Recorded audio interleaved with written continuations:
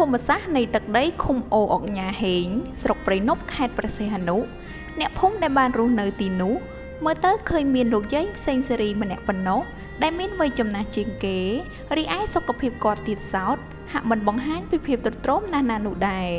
ក្នុងពេលក្រុមការងារព័ត៌មានបសស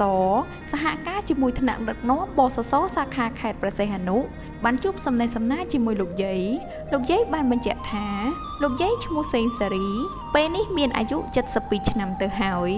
រូបរាងខាងក្រៅរបស់លោកយាយមើលទៅហាក់មានសុខភាពធម្មតាប៉ុន្តែការពិតទៅលោកយាយមានជំងឺជាច្រើនវាស្ថិតនៅក្នុងខ្លួនរបស់លោកយាយ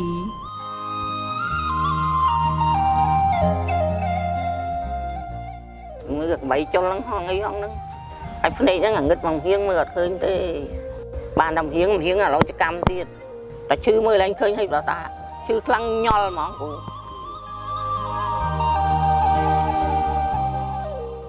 លោកយាយបច្ចុប្បន្នជាសតវ័នធនលីបអន្តរជីវីបន្ទាប់ពីលោកសាន់ប៉ុលអតីតសមាជិកបសសដែលបានទទួលរងគ្រោះថ្នាក់ចរាចរណ៍រហូតបាត់បង់ជីវិតក្នុងពេលបំពេញការងារកាលពីក្នុងឆ្នាំ2015កន្លងមករំលឹកដល់អតីតកាលលោកយាយពិតជានឹកដល់ចៅប្រុសដ៏ស្លូតរបស់លោកយាយណាស់នឹកឃើញអនុស្សាវរីយ៍នានានៅពេលយាយរស់នៅជុំគ្នាជាមួយចៅដ៏កំសត់មួយនេះអារម្មណ៍បាក់អាណិត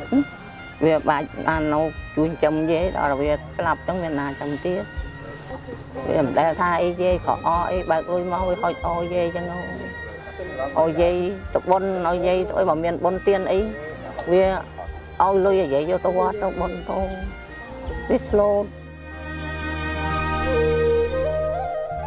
បច្ចុប្បន្នជីវភាពរបស់លោកយាយពិតជាមានការលំបាកដោយសារវ័យចំណាស់របស់លោកយាយផង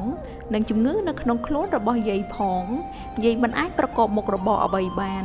ក្រៅពីទទួលដោតសក់ឲ្យគេគ្រាន់បានថវិកាបន្តិចបន្តួចនិងទទួលបានប្រាក់ឧបត្ថម្ភខ្លះពីបសស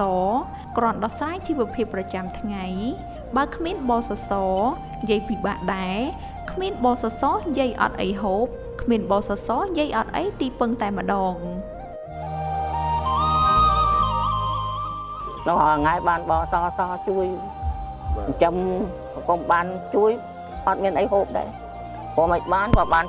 មួយខែពីរខែចឹងបានជួយចឹងមកធូរមករយៈចឹងតិចទៅពាក់ព័ន្ធទៅនឹងការផ្ដល់ការយកចិត្តទុកដាក់ចំពោះសមាជិកបសស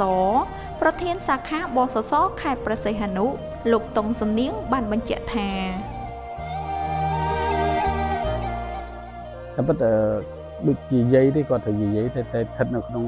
បន្ទប់ផ្ទាល់របស់គាត់អញ្ចឹងក៏បានទៅលើគាត់បន្ទាប់ពីដឹងថាបានហើយរាល់ឯកសារទាំងអស់យើងបានសម្របសម្រួលឲ្យគាត់ពេលដែលបានសេចក្តីសម្រេចអន្តរជីវីនឹងហើយយើងសម្របសម្រួលបើកគណនីបើកអីគាត់អស់ដល់អត់ឲ្យគាត់ឡើងទៅដល់បសយើងទេថាឃើញគាត់ចាស់ជរាអញ្ចឹងយើងសម្របសម្រួលមកបើកឲ្យដល់ទីតាំងនៅអេស៊ីដាចិត្តគាត់នឹងទាំងអស់មកដល់រាល់ថ្ងៃនេះគាត់នៅតែគួរបានប្រាក់បន្ថែមពីយើងនឹងហើយរាល់ឆ្នាំយើងចុះមកពិនិត្យស្ថានភាពគាត់រហូតដែរទេបសសតែងតែនៅជាមួយបងប្អូនជាសមាជិកជានិច្ចនិងផ្ដល់ការការពារគ្រប់ពេលវេលាមិនថាសមាជិកជួបគ្រោះថ្នាក់ឬមានបញ្ហាសុខភាពណាមួយនោះទេ